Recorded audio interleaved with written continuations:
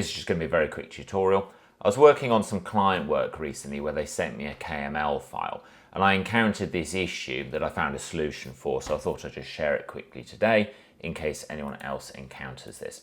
So I'm going to show you the original file that I got from this client. Now basically there's something wrong with the elevation data.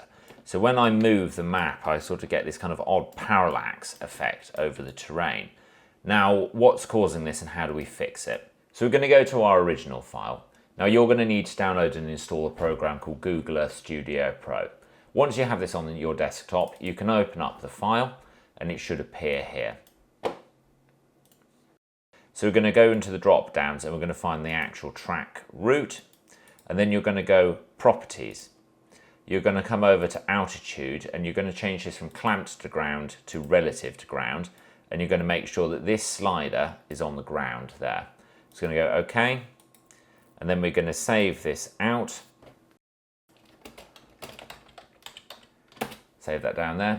We're going to go back over into Google Earth Studio. Let's turn that one off. We're going to go import, and we're going to import the fixed version.